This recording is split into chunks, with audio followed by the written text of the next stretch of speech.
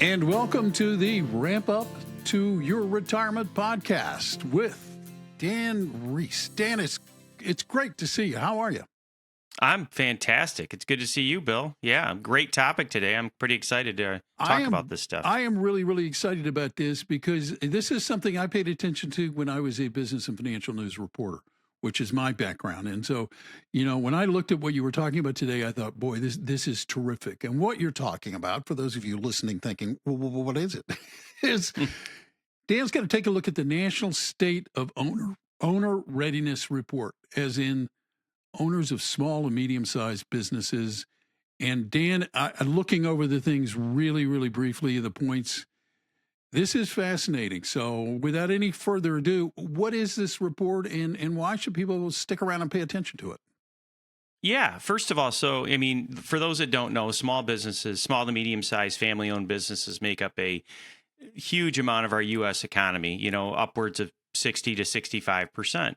And so one of the things we know that's challenging with family-owned businesses is that people don't live forever, right? So people running these things and everything else, there's issues and so, and a lot of people don't want to work forever. So there's a couple issues there. But this report really has gone out and it's surveyed approximately 1,100 of these owners of these businesses and ask them specific questions around, do they have a transition plan? Their thoughts on what are they going to do outside of the business? How would they like to transition if they were to sell, to family members, to other people that maybe work there, to outside buyers? What's all that stuff look like? And it's really eye-opening. And so as we talk through this today, it's a really important topic because these companies employ a ton of people. Right? Yes. And so having this top of mind awareness, if you're listening and you own a small business or a family owned business, right? These people depend on you, right? And you want to make sure that there's something in place for most of us that are business owners to continue that, even if they can't be there any longer. Yeah, and I just a word for those owners. I know several people who own their own businesses, and I will vouch for them and the fact that they care deeply about the people that work for them. They're very concerned about what happens to them, and after they've transitioned out of the business or they leave the business entirely. And just to drive home that point, about a little over 60%, 2/3 of the American economy is accounted for by small and medium-sized businesses. I know you think all of the big giant pharmas and all of the big giant corporations in the world are the ones that drive the economy. Yeah, they're important, but they're not the ones who drive the American economy. 2/3 of the American economy rest on the shoulders of these owners. And Dan, this survey takes place every 10 years, right? Yeah, yep, that's the last one. So basically the comparison is from 2013 to 2023. As we're looking through that. And, one of the things you look at this stuff and I think if most people think about it, they wouldn't be too surprised. Yeah. But most of these small business owners, 70 to 90% of their personal wealth resides in that business, right? Yep. So like for most of us that, that are not business owners, you would say, a lot of your wealth is in your home and in your, like maybe 401k or retirement accounts or things like that. But for business owners, that pie, if you took the big, good old pie charts that we all love so much that have all the colors in them, you would notice that typically 80% of their wealth is in that business. And so, that's one of the things why it's so important is helping them to understand as business owners, where most of them are today, and then things that, of course, we can do to help improve their outcomes long term as they transition out at some point in their life. In looking at the 2013 to 2023 time period, which is when the latest report came out, did you notice any big differences? Were there some big changes that deserve note? Yeah, absolutely. Number one, education's gotten a lot better. So in the last 10 years, and I think a lot of this is in general, information travels quicker now with the internet and Twitter and all the different things that we have around. But people are more aware that own businesses that, hey, we need to get better educated on this stuff, understand what really exists out there if we wanted to get out of our business at some point. And then formal valuations have improved and increased. So, what a business valuation simply is, hey, let's get an idea of what it's actually worth, right? Yeah. A lot of times, if you own something, this isn't just a business. You feel like it's worth more, right, than somebody that may want to buy it thinks it's worth, right? Because we have opposite priorities. Like we want to Sure. maximize what we own, and people that are buying want to minimize what you own so they can get it at a better deal. But that's why these formal valuations are very powerful, Mm. because what it does is it begins to give them, as a business owner, a better idea of what they're really working with, and that's something that is so important, because one of the things that I just finished, it's called the SEPA training, which is a certified exit planning advisor. And one of the big things that most business owners have to do if they want to transition out is begin to improve the value of their company. And there's lots of ways to do that. And we're not going to get into that detail today. But it starts with evaluation, right? Because it's hard to Oh, improve it when you don't even know where you are today. well, So, and on the other side of it, Dan, I will tell you, I've heard stories about business owners who undervalued their business. yeah. Or Yeah. and they were working with a transition advisor, they were working with a financial planner, and the financial planner was like, hey, you need to stop and think about how much of your life runs through this business and reassess it. So yes, and they end up saying you should be selling this business for more than than you want to sell it for at this point, because Yeah. it's that meaningful to you. So right to your point about why improved valuations are so important. Yeah, and I mean the other things, couple things, is that owners are getting better educated of different exit options, because I think a lot of people, in the past are just like, well, what do I do? Do I just sell it to, some other maybe company that does what we do? Yeah. Or what about my kids? Or, and now they understand there's a lot of different exit options, both internally and externally, depending on what type of business you own and how it's run. And so that's a good thing, because it gets them thinking, hey, this isn't maybe all or nothing. Maybe there's a partial sale, or, where I can Right. still stay involved, but understanding those exit options is very important. That's improved.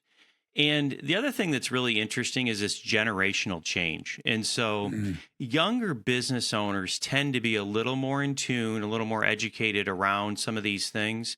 Many of the baby boomers are making improvements, but they still are lagging somewhat. So it's interesting. And so we want to make sure that this education continues. Understanding what your business is worth, understanding your exit options, and some of the other things we'll get into today. All right. So I have a note here, something about three legs of a stool. What does that mean, Dan? And why are they essential? Yeah, I mean, one of the things that people forget, if you've never run a business, it's hard to really relate to this, but the business often consumes the owner, meaning that it Mm. it really ends up that's their focus, and they don't necessarily spend the amount of time on what we would call personal planning and also personal financial planning. So the three legs of the stool are kind of business, personal, and personal financial, right? So just to spend a minute talking about those.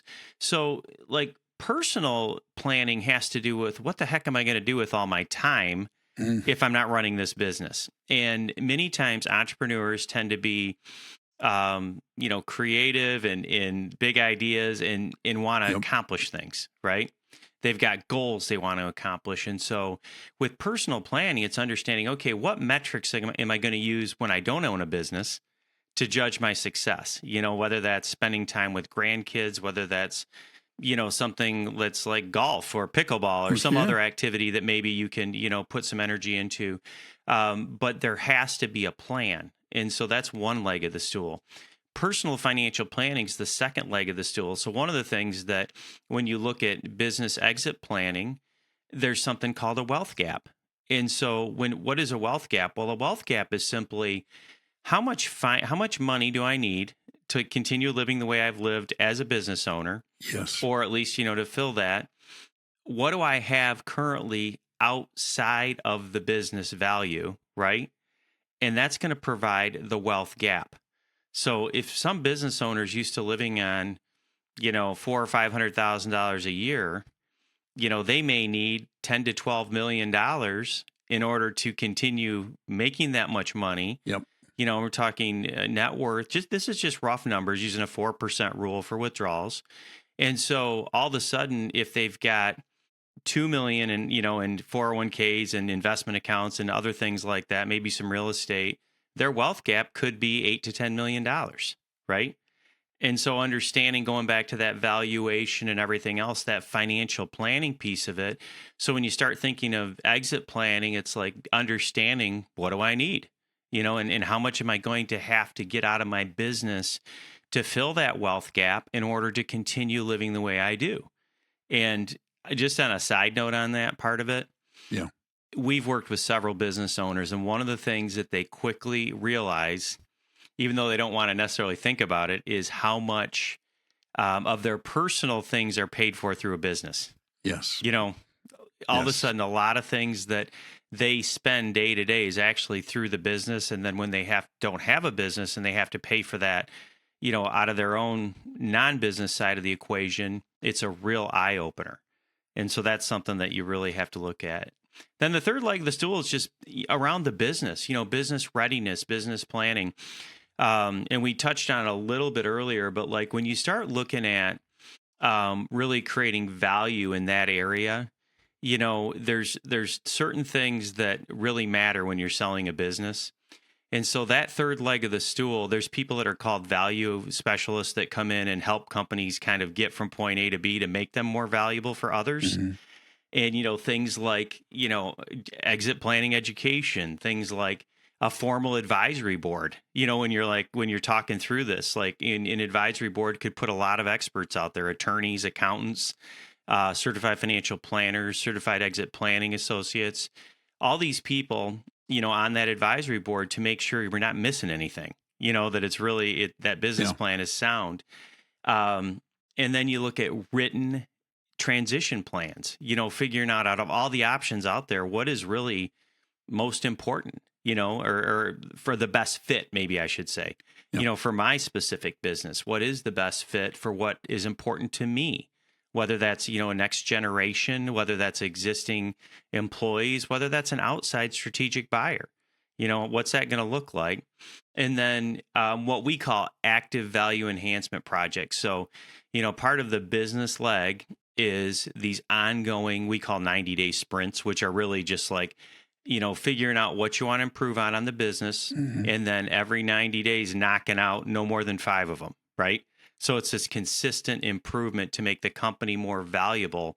So those 3 legs of the stool, what that does is if you're really operating efficiently in all those areas, you're putting yourself in the best position to exit a business successfully. How prepared do you think owners are? I mean, those are pretty simple and they make a lot of sense, but how prepared are business owners really actually ready to, when they decide, hey, it's time to transition out. It's time to, sell or whatever they're going to do. I think it's interesting because I'm trying to think of something to equate this to. Like, let's take personal health because, I like to, there's a lot of similarities between finance and health. Sure. A lot of people will be like, oh, how healthy are you? Oh, I'm really healthy. And then you say, what's your cholesterol count? What's your, blood pressure? What's your, all these different things? Well, I'm not really sure, but I know I feel pretty good. It's kind of like, that's something similar to exit planning where people will tend to say, yeah, I feel fairly prepared. But when you ask them, do they have a written personal and financial plan? Do you have an updated estate plan? Mm-hmm. Do you understand a written transition plan? You see the numbers in often the 30 to 40% range of people that actually have those things. And so even though they say they may be prepared, I would say reality is most are not as prepared as they think. Mm-hmm. And so that's something that's a real issue. And that's one of the things this report really is uncovered, is that, hey, let's make this better. This is a reality. This is 1,100 people. The thing I like about surveys, especially when they're, they're anonymous, is that people tend to be a little more honest. Yes. They're not protecting themselves from like, oh, I don't want to be that guy that doesn't have this done, So it's good. It's true. Dan, you made a reference to something a little bit earlier about the younger owners, younger, the newer generation owners, seem to be better educated, better prepared. What do you mean by that? And is there a Yeah. difference between them and the generation they're taking over from? Yeah. I mean, it is really impressive. Some of the millennial business owners, over 70% have written financial plans Wow. personally, which is fantastic, right? 74% have what we call value enhancement projects. That's what I was talking about, those 90-day sprints where, Yes. we're doing specific things to increase or improve the value of our companies, right? Whether that's procedures we use, whether that's, making people better at their jobs through education and training. Hmm. There's all different things, whether that's marketing initiatives, whatever it is that would make a business more valuable. 74% of millennials have those value enhancement projects ongoing, which is amazing. That's really great. Wow. And over half of them actually have written plans in all areas, which is a really Oh, great thing where the millennials, you're looking only about 13 to 15%. I'm sorry, I say millennials, baby boomers in the older generation only have about 13 to 15% of them have written plans. And so, and I don't know all the reasons for this. I think part of it could be that, financial planning and just planning in general has become much more accepted. And I think that the millennials have been growing up in a time where that's been more prominent, where maybe the baby boomers, that wasn't as prominent as they grew. And you know how that old thing, you get set in your ways yeah. Oh, yeah. and your business is doing fine and you're making money. And it's like, hey, as you get older, you may not be as receptive, to like value enhancement projects and personal planning because you're like, I'm good, so it kind of changes that perspective. And I also suspect, and maybe correct me if I'm wrong, especially the baby boomer generation or the older generation of owners, I think they've been doing it for so long. They think, I'm going to keep doing this. I like Yeah. doing this. It's my purpose. It's what I like to do.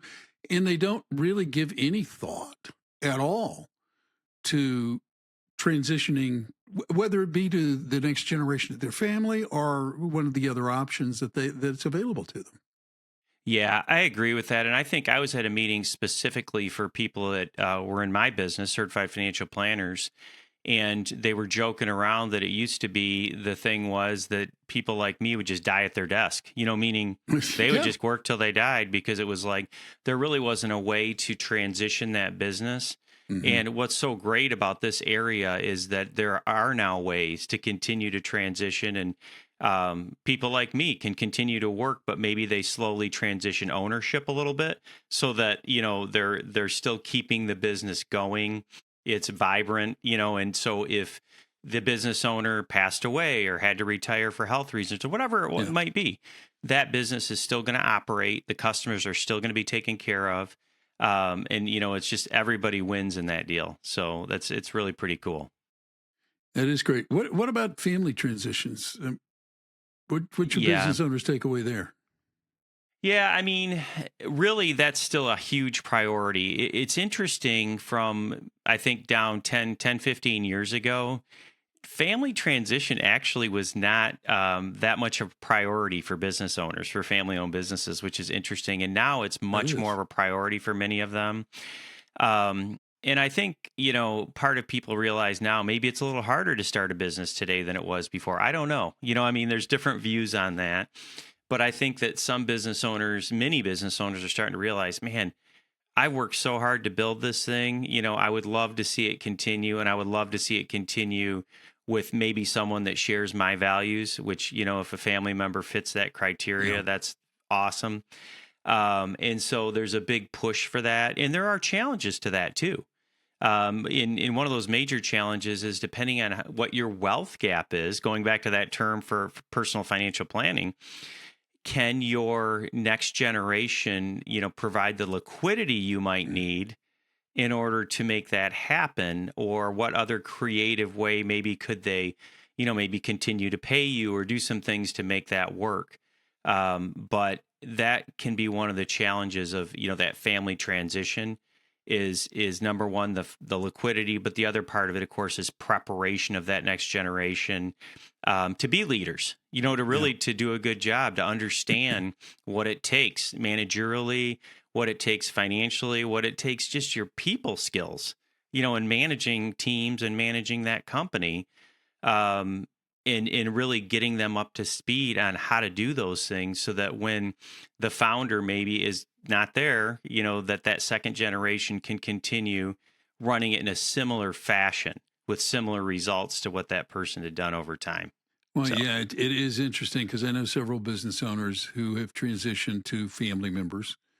hmm A couple of them, their sons worked for them and in the business, and were ready to take over and were expecting to take over. But I also know a guy who he had three siblings, hmm and his dad was getting ready to transition out of the business, and he wanted to hand it off to somebody in the family. And the siblings were like, "No, thank you. We don't want this." And right? and the guy I know, it was I think the youngest sibling in the group. He was like, "No, I'll do it. I'll step in." But I think the reality is a lot of children looking at their parents' business are like thinking, That's nice you did that, but that's not what I want to do." Yeah. Yeah. What's interesting too, there's a cool kind of profession, and I'm not going to get the exact title right, but it's kind of like a family planning specialist. If you want to, let's just throw that out there as the term. That's not exactly Okay. correct, but the idea is what they do is they work with these families. They have regular meetings. They set up, formal communication strategies on all these issues that come up. Yeah. Because what's interesting about family-owned businesses, oftentimes there's other assets that they own as a family. That could be real estate. It could be this super nice, family, call it a cottage on a lake somewhere, but it's all part of the deal. It's all part of this family legacy, if you will. Hmm. And so that whole communication piece is so important, and these specialists will go in and they will have a very structured way, to build this. And what you just brought up, let's get a feel of what your kids might really want. Yeah. Are they interested in this? What about spouses? Is everybody on board with this? Can we do this in a way that's fair? Can we do this in a way for maybe the child that doesn't want to be a part of it? Could they possibly own some shares in that company to get distributions of profits, but not get paid for day to day? You know what I mean? Yeah. Job responsibilities there, and all those things. So it's really, there's a lot to it. But I think it just goes down to the same thing. The better educated you are and the more you communicate, the better it's going to probably turn out. So, Yeah. No, it is actually interesting, and I mean, one of the families I know is the unicorn of this kind of thing. And I mentioned them to you before we started the podcast. I know I know a business that is now in its sixth family generation of owning the business, and we are not talking about a big, giant, massive business that makes multi millions and billions of dollars. This is a family-run business.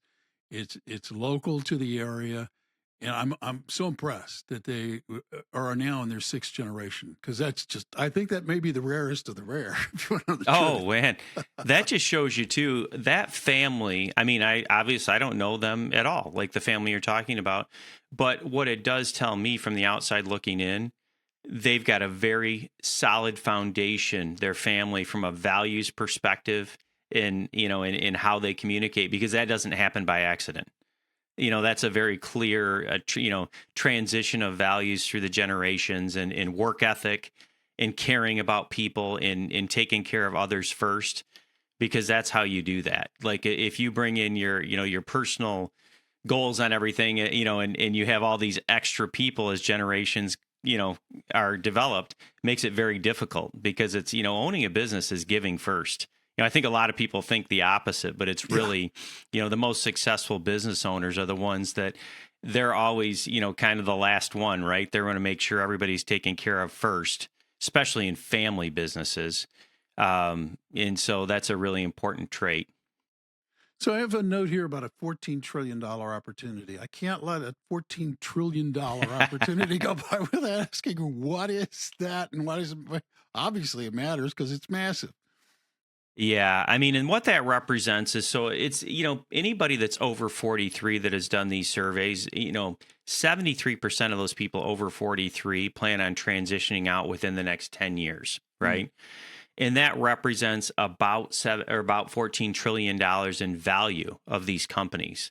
And so it's just so important. It's one of the biggest wealth transfers in our history, right? Of the United States. And the big thing is that you can't blow it. That's where that education, like, you have to be aware, if you are a business owner, that you're taking the time. I mean, you really owe it to yourself and your family. You owe it to your employees, to really understand how big a deal this is, right? And so, and for our country's success long term, like, this has to be addressed. Education has to be there, all these things, because you want to make sure that those companies continue to thrive. Whether that's different ownership, whether that's internal ownership, a next generation, whatever it is, you want the companies continue to thrive, because that's what makes America great. It is indeed. It is indeed. And I've got to ask this question because it just, it begs the question, actually. What practical steps should business owners take today? Not whether they're getting out today or not, but, in preparation for that day when it comes. Yeah, number one thing is just educate yourself. I mean, there's great things out there. The CEPAs, Certified Exit Planning Advisors, are a great place to start, because they can kind of help you understand a very regimented way to go through business valuation, what's called a triggering event, educate you on what your company's worth, what exit options exist, all these different things, what's your wealth gap, all these areas that are so important to know. But it's all about education, understanding that first. Obviously, knowing the value of your company is huge. Like you said, some people undervalue them, some people overvalue them. Getting a third party starting point is great. Now, that doesn't mean it's perfect, and that's okay, because you're not looking for perfection. You're looking for a starting point to get an idea of where that is, and maybe you've got to make improvements to that to fill your wealth gap, to make it more valuable, right? Maybe you don't. Maybe you're like, hey, you know what? I didn't know it was worth that. I have all these other things I want to do in life, and I might be able to accelerate my departure from the company based on the current value. So it's just important to know that. Focus on both both value and income on your company. So a lot of business owners always want to maximize income over and over and over. But the truth is what outside people looking in that may be interested in buying your company, they're looking at value. And so what I mean by value is, just like if you invest in a stock, right? You want to know, hey, what's the cash flow on that? How are they positioned financially? Not just what their income statement is, because they may be, as an example, they could have had more income, but they reinvested a bunch back into R&D and all these things, right, to make the company more valuable. So you have to really focus on value as a business owner as well as income. Very, very important point. Next thing is really clarify both both your personal purpose and vision. We talked about personal planning. There's so many business owners. The last number I saw, I believe, was over 70% of business owners that sold their business. They asked them a year later how they felt about it, and they felt like it was a mistake. And so I just was going to say, Dan, I've heard stories about business owners who were like, worked hard to build a business. They thought things were great. They sold the business. They woke up the next day and they were like lost because they didn't know what to do. That leg of the stool is so important, that personal planning. You can have all the money in the world. If you wake up in the morning and you have no purpose and nothing on your plate, that's a miserable way to live, right? And so that's so important to have that personal planning in place and have that vision of what, once you transition out of the business, what's that next phase look like? What are you going to get excited about? So important.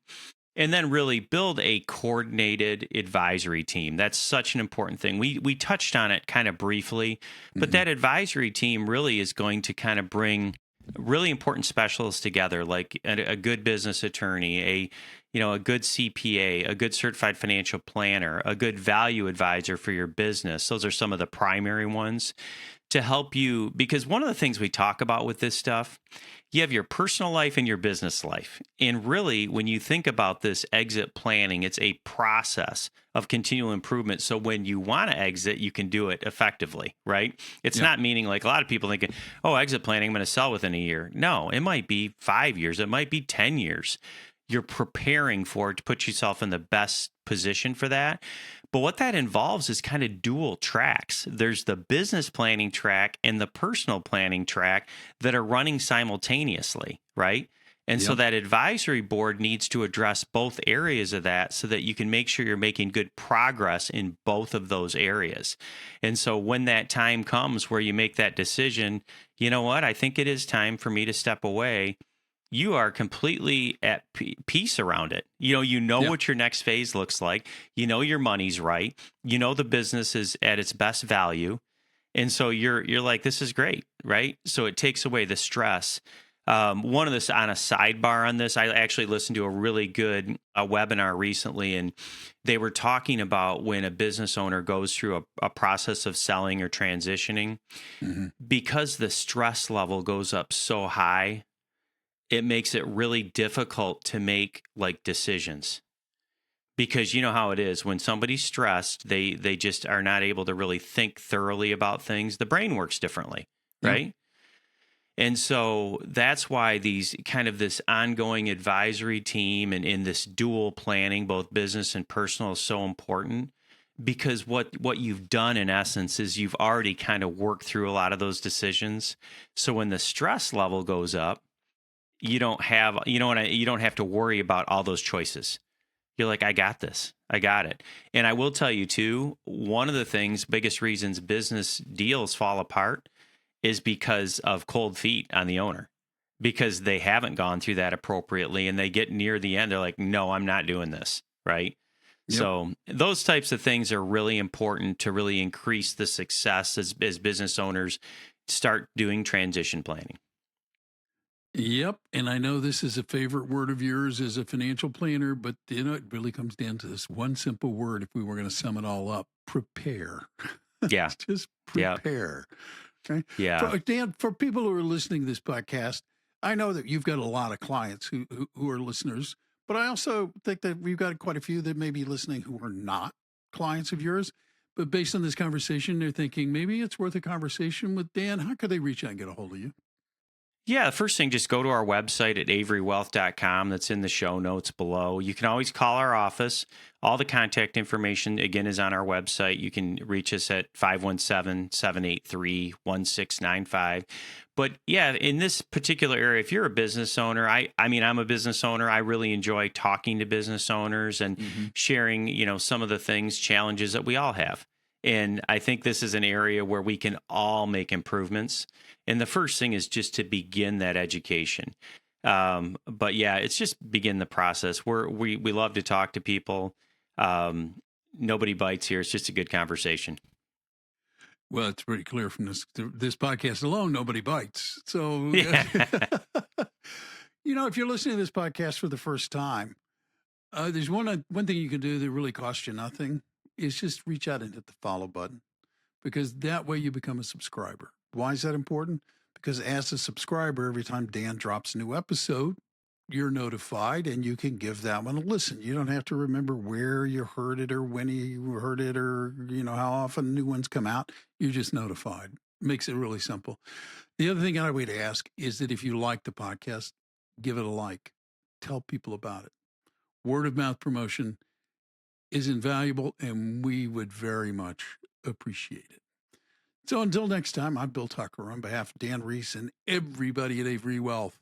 Thank you for taking the time to listen today, and we will catch you next time.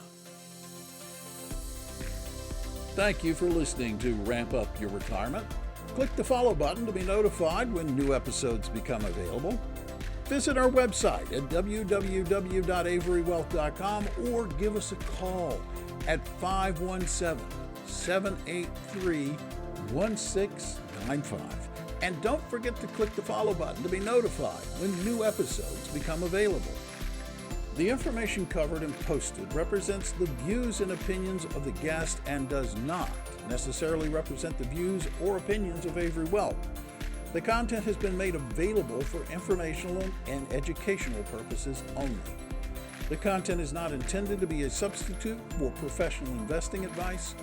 Always seek the advice of your financial advisor or other qualified financial service provider with any questions you may have regarding your investment plan.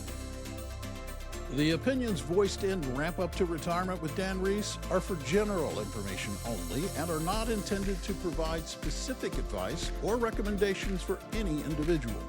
To determine what may be appropriate for you, consult with your attorney, accountant, financial or tax advisor prior to investing.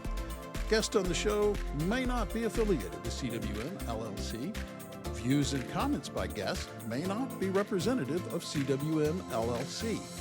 Investment advisory services are offered through CWM LLC, an SEC registered investment advisor.